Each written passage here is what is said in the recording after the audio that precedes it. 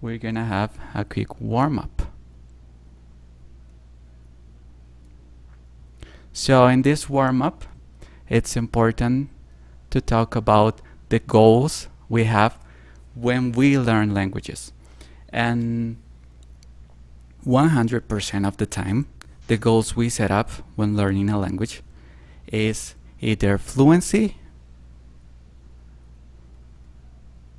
or accuracy.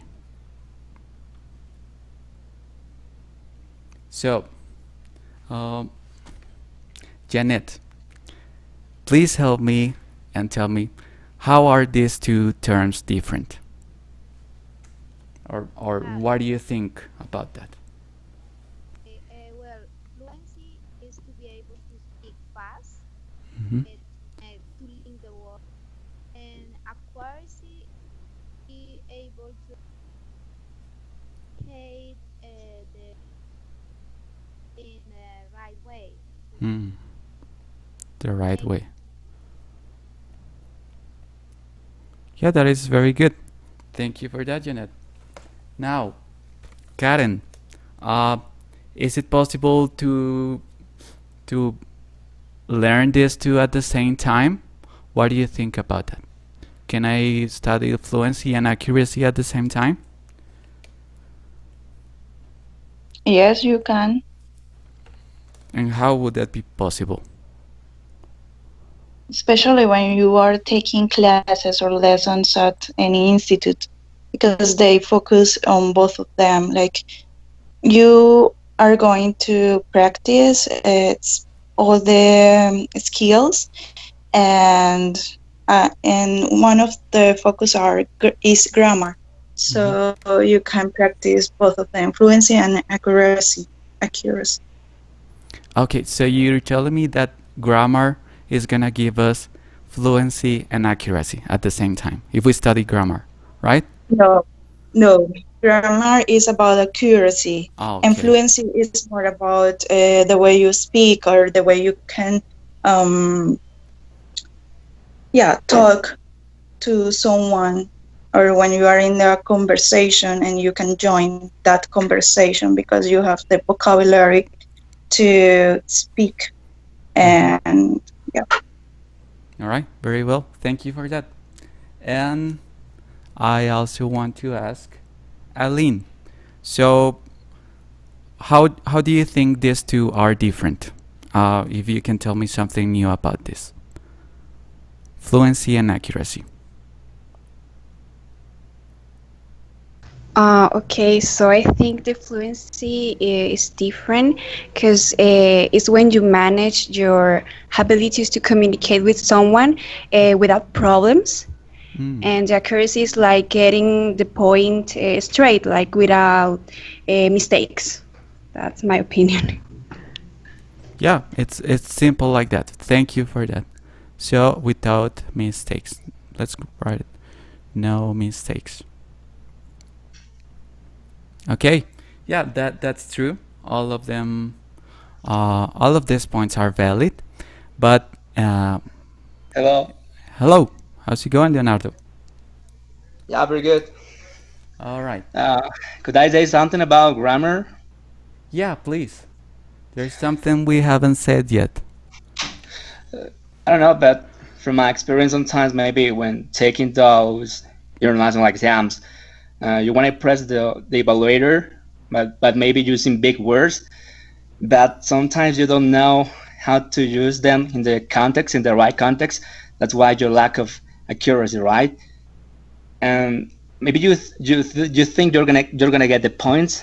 However, those graders know that you are not using the words properly with accuracy. That's for that reason you're gonna have a bad score. And when it comes to fluency, to me, this is something that you're gonna get if you study every single day with consistency. Uh, this is a way. It is as if you were training, you were working out, or maybe in my case that not only I am studying English, but also I'm a musician. I'm a professional. It's something that you have to study every single day in order to develop those kind of mental connections. That's why the more you try, the more you speak, the more you want to sound natural. Oh, okay, very well. So yeah, you talk about the training points and the time we need to develop those. So thank you for that, Leonardo. Now, most of these points are very well made, but in the case of this one, fluency is related to speak and grammar is related to accuracy. That is true. We can be more accurate when we write because we have more time to think and we have some time of practice to delete those things that sound wrong. But accuracy is valid for speaking. You can be also an accurate listener. So accuracy works on all the skills. All right. Now, this one, this two, and it's better to say this, develop over time. So this was the thing that Leonardo was mentioning. That was very good. So let's write it. Develop over time. Now, for this lesson, we're gonna center on hypothesis. It's very important I'm gonna save some words and I need you to pick on those that are new for you, and it's probably gonna be about the hypothesis. Now I have some past writings here. Let me just delete it. Clear canvas. All right. So learning languages.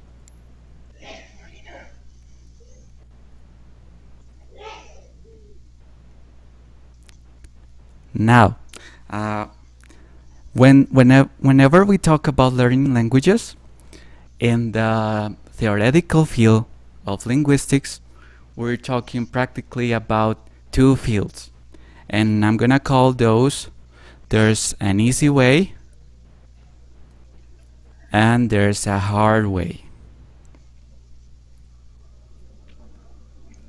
So right now in the field of linguistics, as I said, there's a war,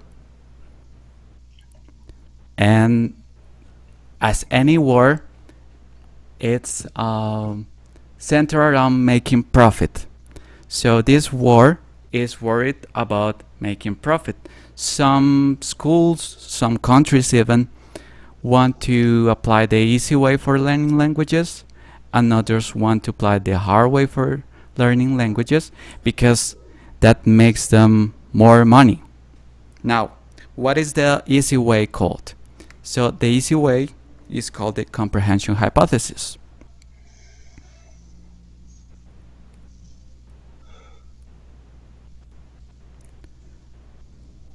And the hard way is gonna be called the skill building hypothesis.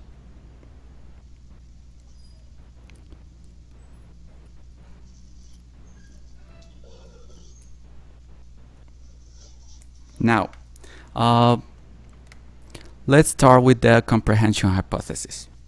So the way we acquire language and the way we develop literacy, this one is very important. Let me write it in red.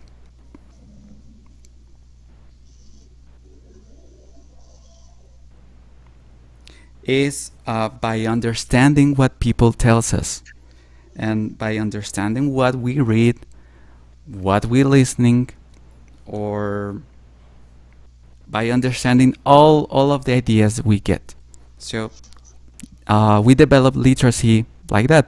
And what I mean by literacy is being proficient in a language.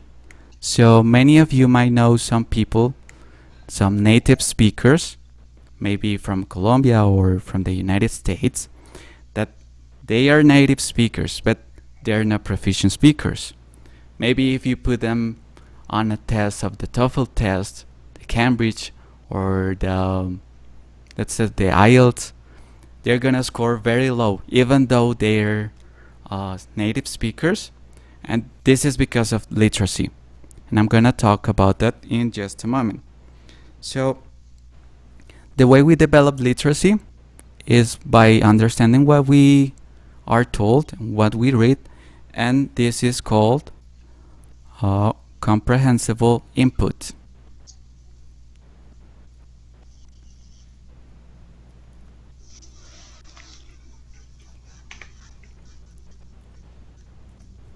Now, some of you might be familiar with this theory. It's made by Stephen Krashen. Now, how do we develop that comprehensible input? We develop it by reading stories,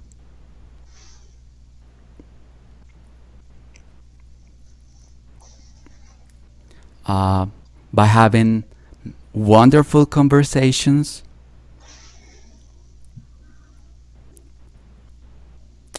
I'm sorry.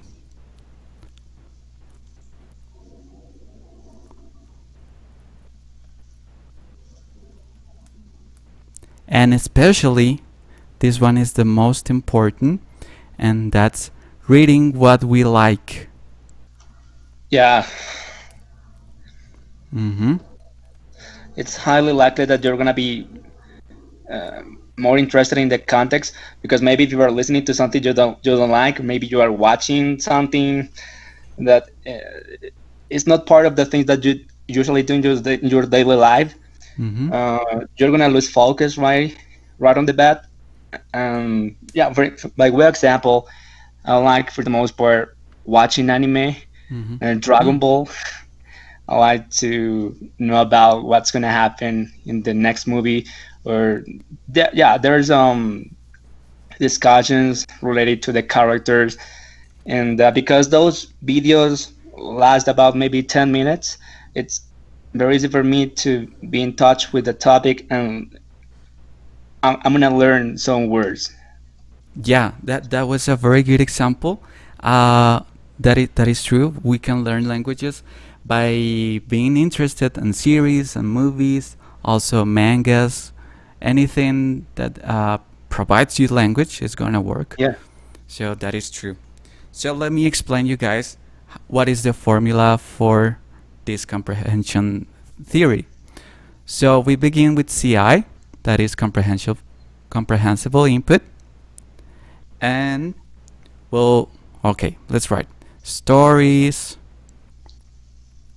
Let's write series, cartoons even. And the result is gonna be the skills. So, Leonardo, what are the skills we acquire when learning a languages? We're learning a language. The skills? Mm-hmm. Maybe grammar, Yeah. listening. Grammar. I have a question for you before I say my opinion. But Mm-hmm. when you were talking about Stephen, what's his last name? Stephen Krashen? Does he have a YouTube channel? Yeah, he has one.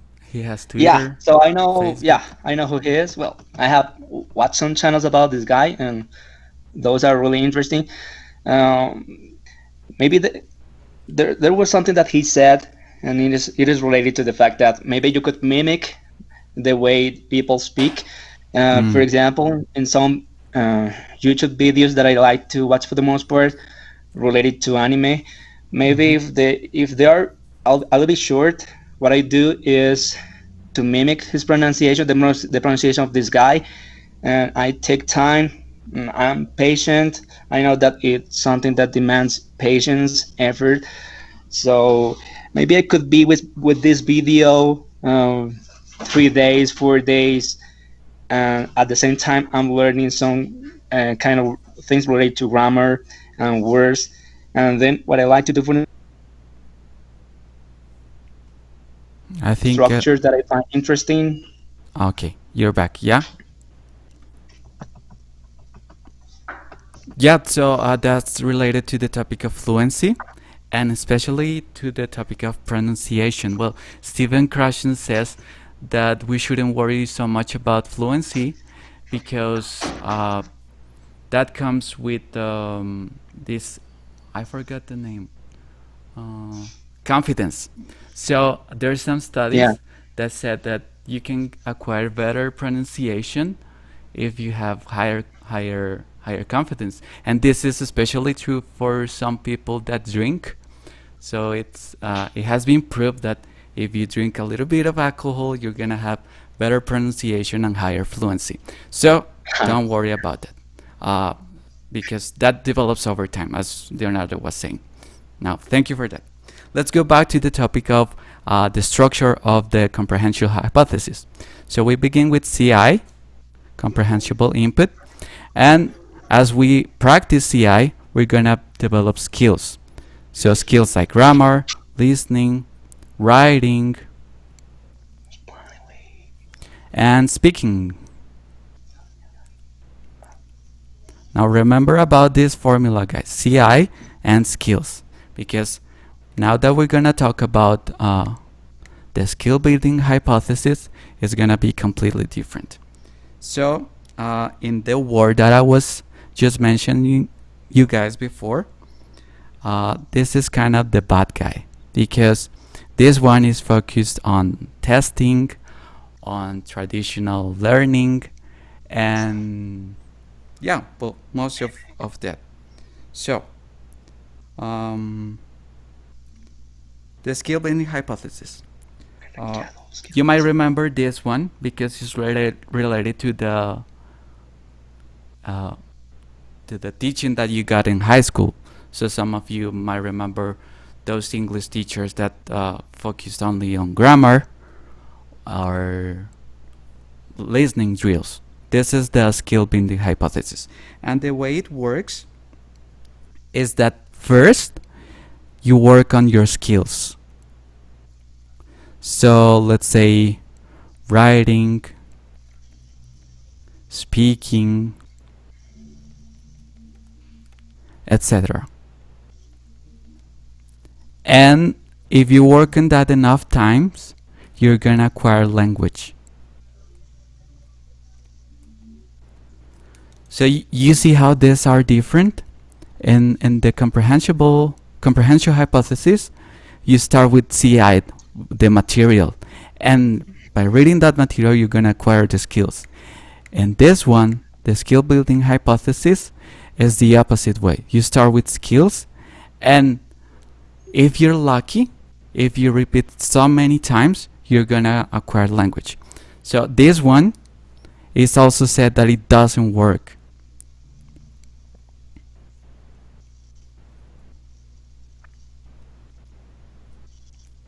And there's been a multiple studies about it, and one that I like to talk you guys about is about Francis Munghai, and he is a guy from India. He published a study for the Reading Research Quarterly. That's one of the most important publishers for language studies. And so Munghai did this study on kids from Fiji. Let's do it right here.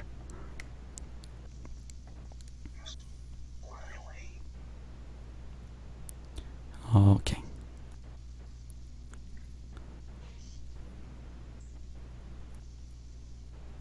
And so he studied 3 groups.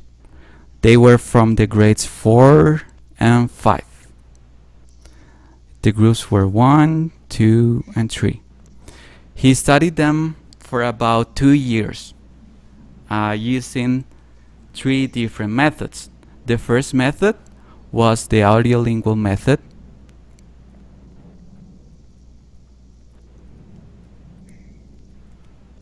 The second method was the comprehensible input, CI, that is reading stories.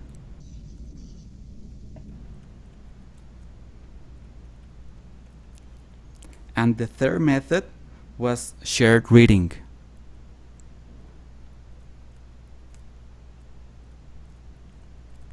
This is very similar to this one, but what happens with CI is that you read what you like. So in this one, it's very interest dependent. Read what you like.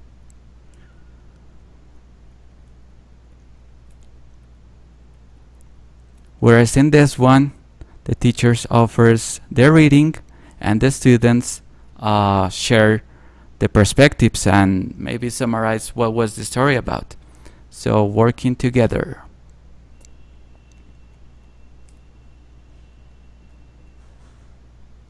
In this study, the results were like this. So in terms of language acquisition, this is made in terms of time. We're not dealing anymore with A1, A2, B1, B2. Language acquisition is shown in terms of time. So what happened with this group is that in 1 month of the audiolingual method, they acquire 6.5 months. 6.5 months. For the second group of CI, reading what you like, this is the result, and it was 15 months, and I'm not making this up. In 1 month.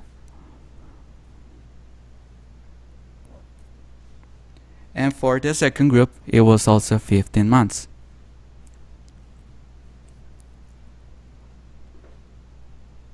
Now this study, let me write the name because for some of you might be interested. So the name is Francis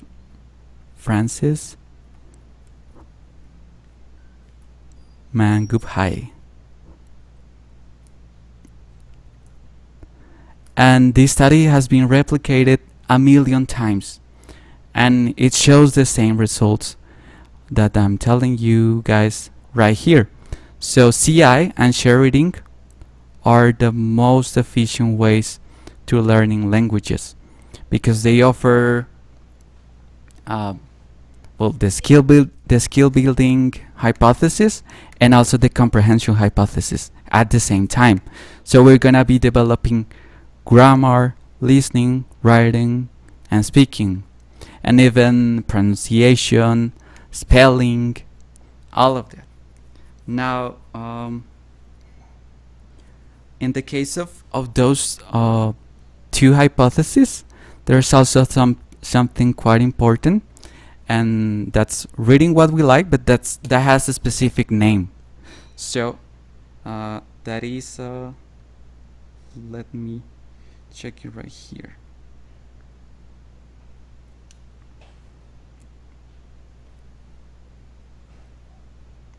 Oh, self-selected. I forgot about that. Self-selected reading.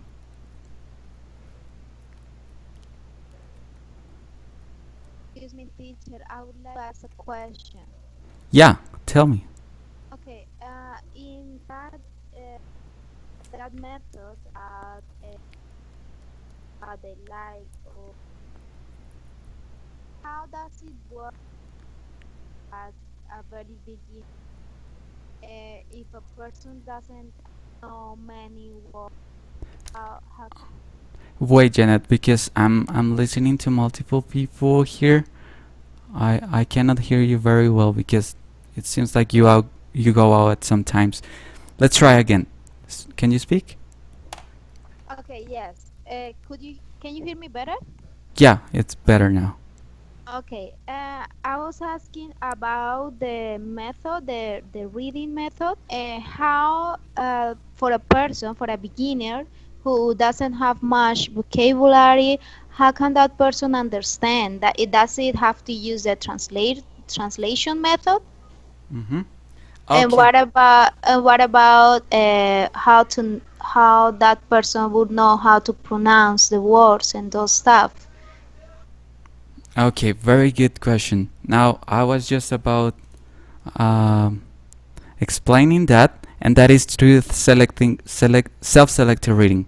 So the way it works is that there's a hierarchy that we should follow. So It's the same as the CFR levels. So the stories for beginners are carefully crafted for beginners. In this instance, you shouldn't worry about pronunciation. You should only get a grasp of what that language is like. So the way it works is this way. Level 1, you get stories. And well, if you're a beginner, you'll usually get stories for children. Now, for the second level, this is called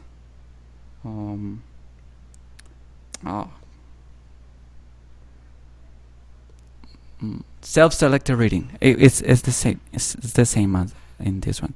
So SSR, and in this one is divided into 3 aspects. So the first one, you have comic books.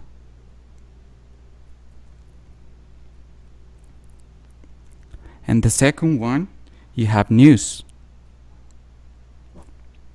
And in the third level, you have literature.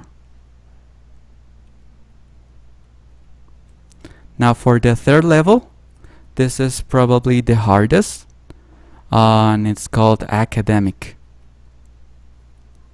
This is a specialized reading. So it's important, if you're a beginner and if you're trying to learn a new language, that you start with this level. So you start to read, you're gonna get familiar with the words, you're gonna get the meaning of those using a dictionary, of course, and knowing about the structure, that is the syntaxis of the language. Then if you like that, you can move to level 2, the SSR, self-selected reading. So you're gonna self-select what comics you're gonna read. You're gonna select what news are you interested about. And finally, if you're very good at this too, you might be able to read novels. That's gonna make you ready for this third level, that is academic, and it's probably most of the readings that you guys do about English as a foreign language. Does that answer your question, Janet? Yes, teacher. But I also would like to know, like in a practical way, would that person have to translate words, and how does it work? So what I mean, what is the role of the teacher in that case? And the other question is, how long should that person who's learning the language in this method invest reading every day? Okay, so in this method, you mean which one, the skill building or the reading method? This one, the reading method, the one from Francis Manguber, Mangupai. Okay. Yeah, this one is actually by Stephen Krashen. So the way it works is that first and mainly you should get meaning by context. So yeah, you can get a dictionary and translate some of those words. That's also could work, but it's not very advisable. So you can get context from those. In the case of stories, with images. In the case of comics or cartoons, well, you're gonna have the cartoons that are speaking and doing their actions, and you're gonna be able to see what's going on. So let's call actions. So yeah, it's mainly through context. And the role of the teacher is to provide as much context as possible. Let's say I'm gonna teach about the parts of the face. So I won't simply give you a reading about what's the eyes, what is the nose, what is the mouth. I'm probably gonna give you a drawing. So for example, well, let's say you're a beginner in English. So this is Frank. Frank has a round face. He has two eyes. Two eyes. Notice that he doesn't have three eyes. If he has a third eye, we will call that a third eye. So that is just an example. I'm giving you words like eyes. I use also number 2 and 3. And I'm giving you those as I'm drawing. For example, this is a mouth, and so on. That's the way the teachers should work, giving context. All right. Yes, got it. And what about the time spent in reading day? The time spending. Uh, it Stephen Krashen suggests that we should do 10 minutes a day, usually at the hours of the breakfast. That is the most advisable. But this also depends. Maybe you are so invested in one novel and you spend 2 hours reading it. So the more you read, the better. But for those of you that have a hard time reading, yeah, stick to the 10-minute rule.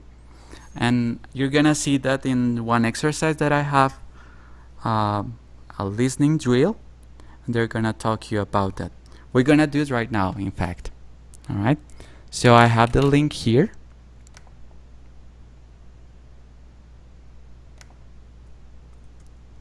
And I'm gonna paste it on the chat.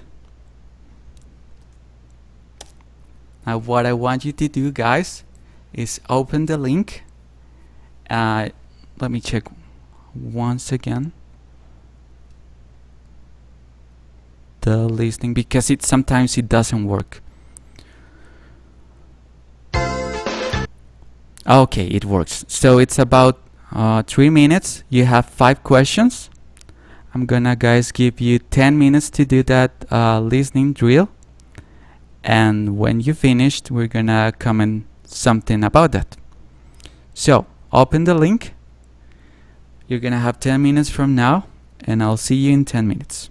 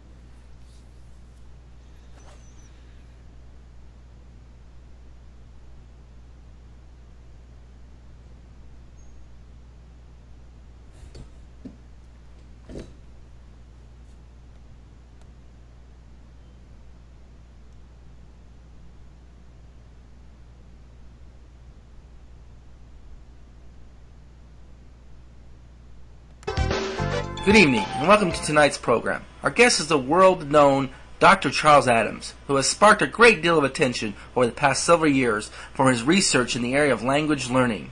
His new book, Learning a Language Over Eggs and Toast, has been on the bestseller list for the past 6 weeks. Welcome to our program. It's a pleasure to be here. Now, Dr. Adams, tell us about the title of your book, Learning a Language Over Eggs and Toast.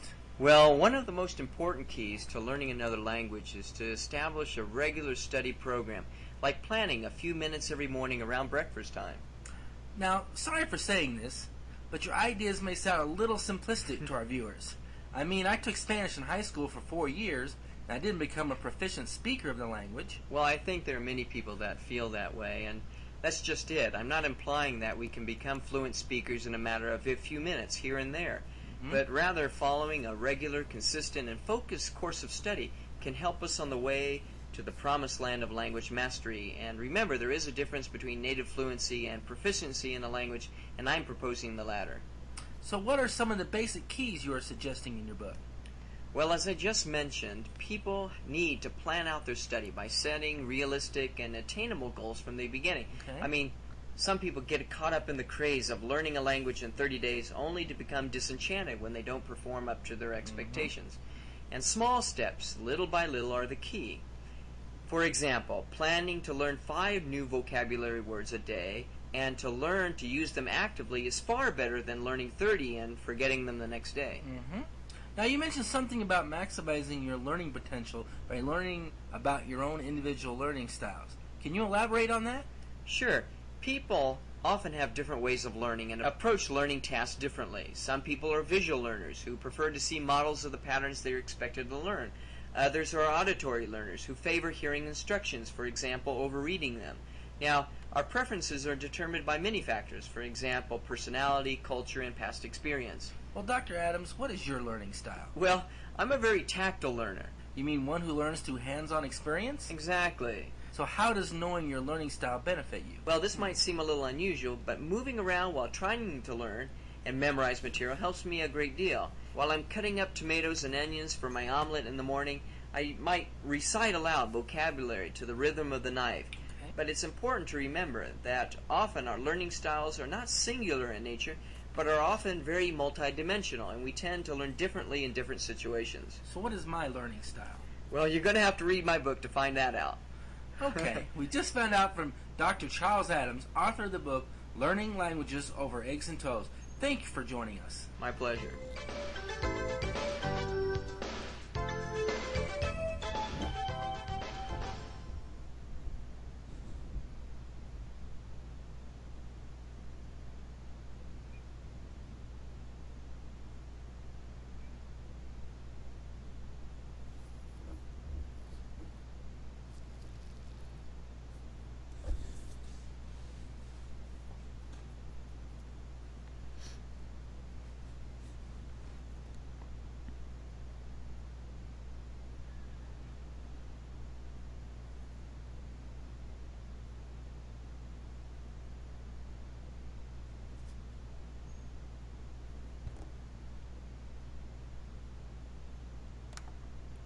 Alright, so Janet is done.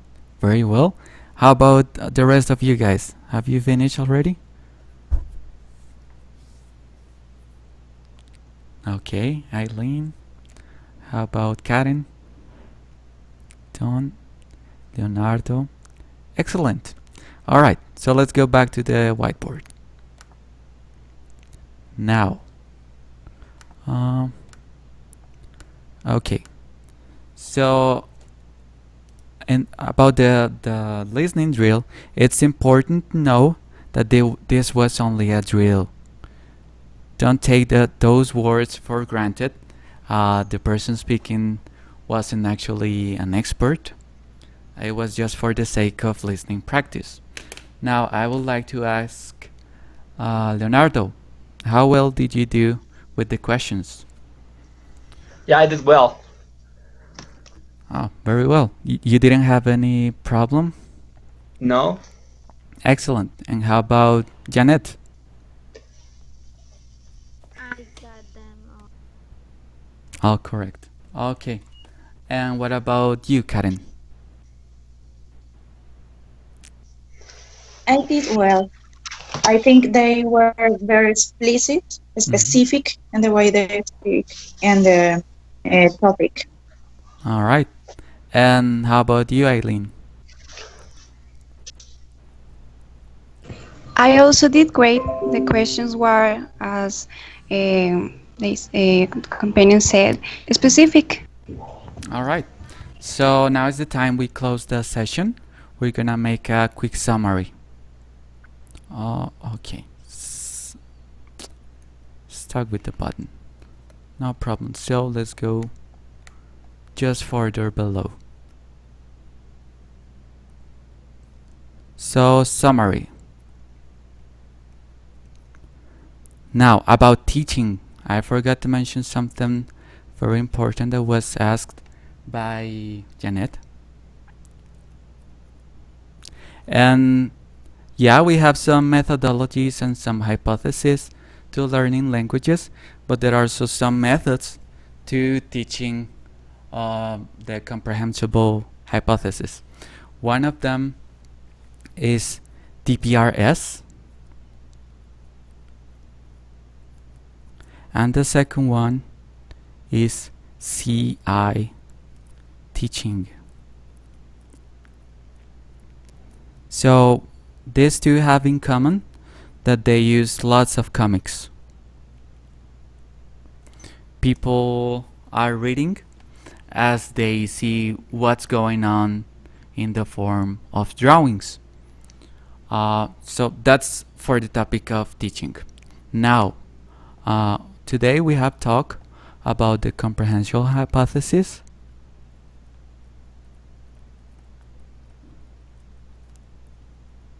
and the skill building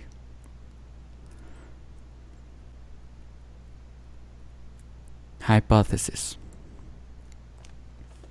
Now, Eileen, what can you tell me about the comprehension hypothesis?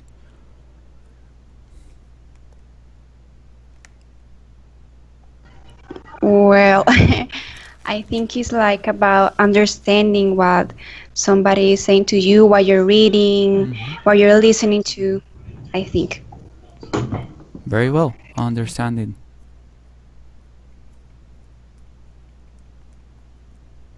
Janet, what can you tell me about the comprehension hypothesis? Well, it's a method learn through readings. Mm-hmm. Yeah, that's it. Like, Yeah, let's keep it simple like that. So lots of reading, and especially reading what we like. So what we like. All right. How about skill building? So Leonardo, what is skill building? The skill building hypothesis about?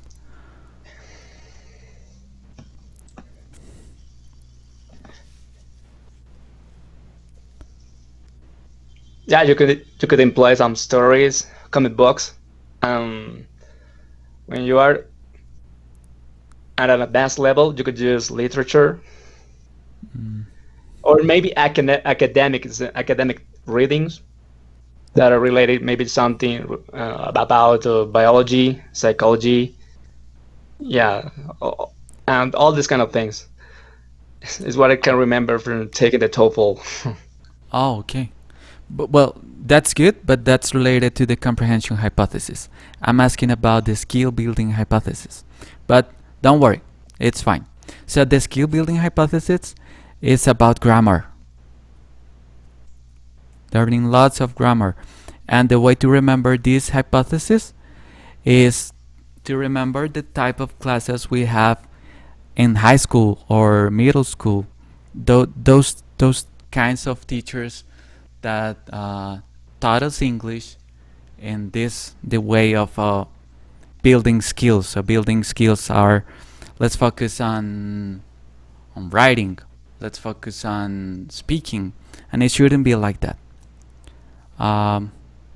Yeah, that's all for today, guys. I wonder if you guys have any question about this topic.